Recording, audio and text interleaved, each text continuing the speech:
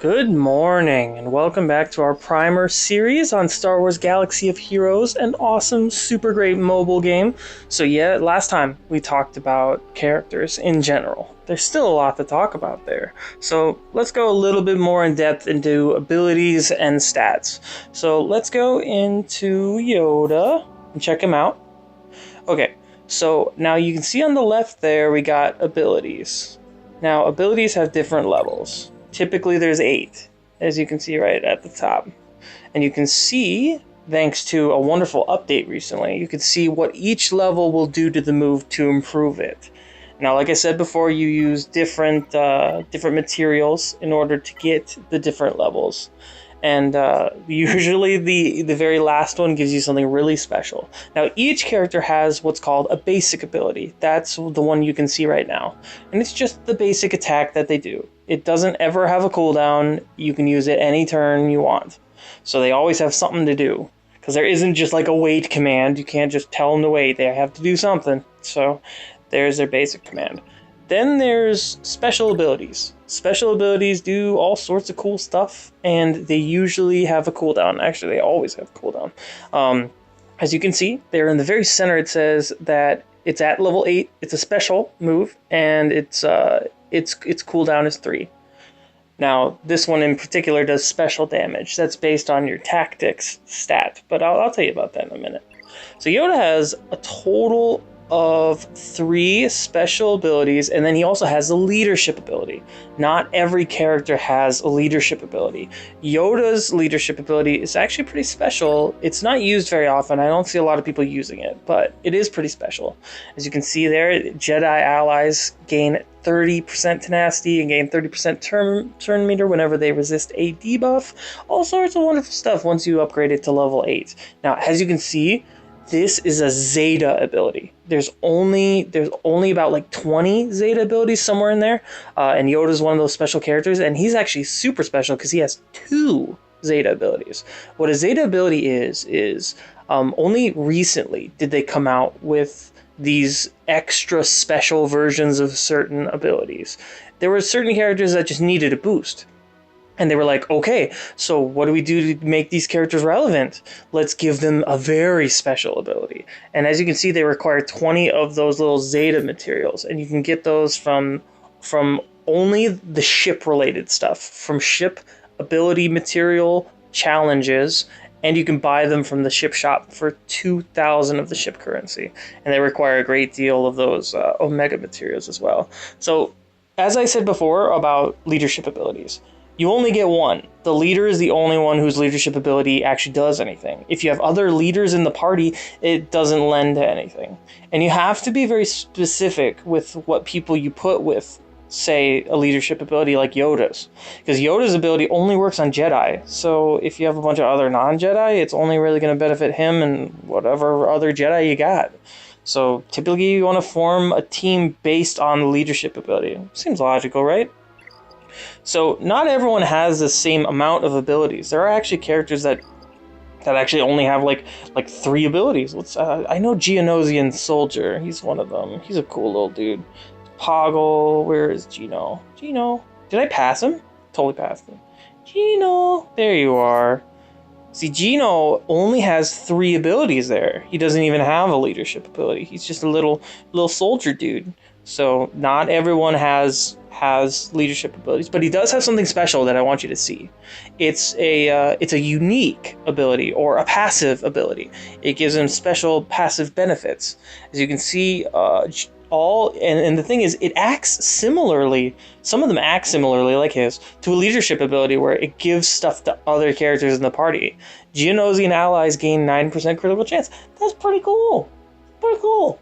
So there's a lot of really interesting characters in this game. Like I said, it's the strongest part of this game is the damn awesome characters. So let's look at stats for a little bit. So this is Alia Sakura. She's a cool little lady. So as you can see, she has a leadership ability. She has a unique ability, one special ability, and one basic. These are the kind of characters I like. I like characters with versatility. She can be a leader. She's got a unique that makes her super special. I gotta go into this because she's so awesome. So her unique ability gives her extra critical chance. She gets a counter chance, counterattacking if she gets attacked, and extra counter damage. And in addition, she stuns her target for 1 turn when she critically hits. So she critical hits like crazy.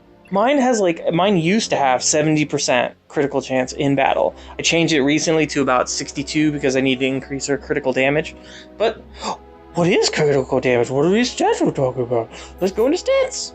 Okay, stats. So as you can see, you can change the strength, agility, and tactics at the top there only by the gear level that she's at and her star level and the actual level that she's at.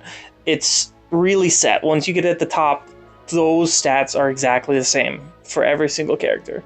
Strength is the measure of their physical damage, like if they just hit with sticks or shoot with guns, and then special damage is dictated by tactics. So those AoE attacks, they usually involve special damage. There are some single target though. And then the middle one increases critical hit rating and armor. So, and you can see their stat growth right below, so you can see what kind of character they're gonna be if you don't have them at max. It helps you understand what they're like. So, the first 2 stats, health and protection. Health, everyone knows what health is, but protection was added because arena battles in particular were going way too damn quick. You could kill 2 people within 2 moves, and your team would win. Great, wonderful, so much fun. Video games.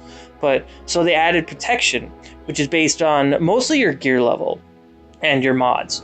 So it's just an extra layer of defense. You have to get through the protection before you can touch the health. In most circumstances, there are some circumstances where you can actually damage health without touching protection, but it's uncommon. So you got to kill the protection before you can kill the dude. Speed is arguably the most important stat of the game. It doesn't work like initiative where you've got 10 people in an arena battle 5-on-5 and they go in order of their speed. That's not how it works.